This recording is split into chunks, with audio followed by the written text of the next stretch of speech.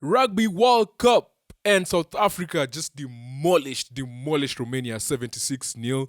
I know the game happened a few days ago, but just a few things that I wanted to touch on in this game. Obviously, Kobus Reinach scoring a hat trick. This is his second hat trick at the World Cup. I think the last World Cup in the group stage, he also scored a hat trick. He was a live wire, and I think he's really made that man position has competition. And at this point, I don't even know who. Obviously, Faf de Klerk is top, right? Because he's also a good kicker. And we've seen how Damian Willemse has been kicking. Manili Bok has been kicking. Thing is, South Africa also called up Henry Pollard. So it means Faf de Klerk's position is not really, like solidified because now they have a kicker, they have a World Cup winner, they have someone who can lead the team in tight games. Like sometimes you just need someone who can control the game at 10. So they have that. And one thing about him is that whenever he played, he didn't have to finish games, right? You bring another scrum half who can keep the energy up.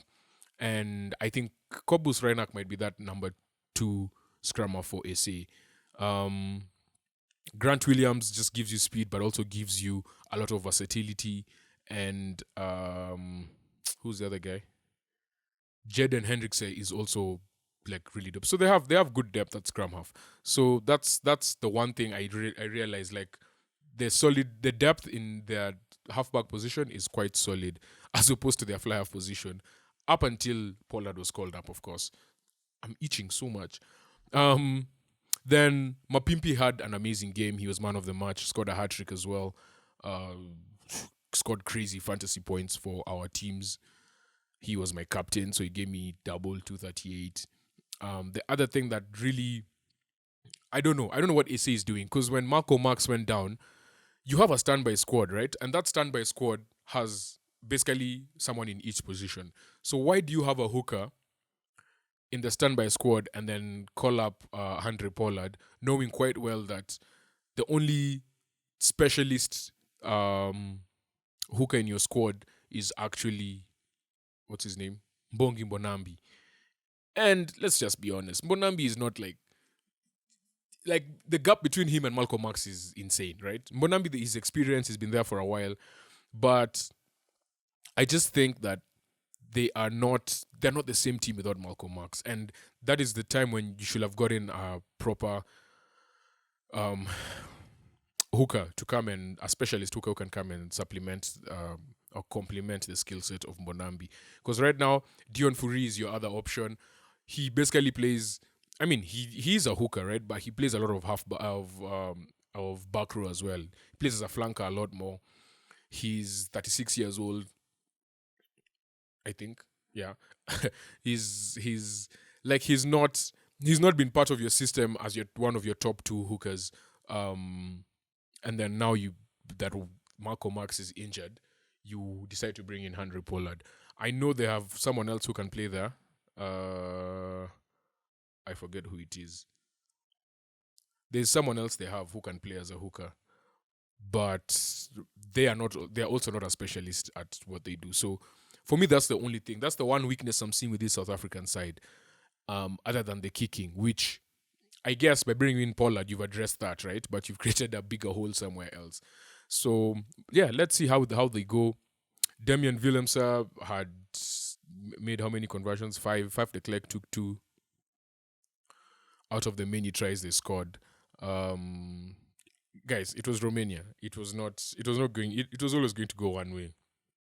And Marco van Staden had 8 carries across the gain line. So he showed good ball carrying capabilities in this game. And yeah, he did well. But looking at this SA team going forward, I think my biggest issues still remain. What do you do with your hookers? Mbonambi, to me, Mbonambi is not someone who can play 60 minutes. At 50 minutes, you have to bring him out. Then Dion Fourie comes on, who has sort of played there. Yes, he's a hooker, but he's also a flanker. And, I feel like you just need a special. There's certain the spine of the team. Your scrum half, fly half, fullback. I'd probably add in maybe a lock there, right?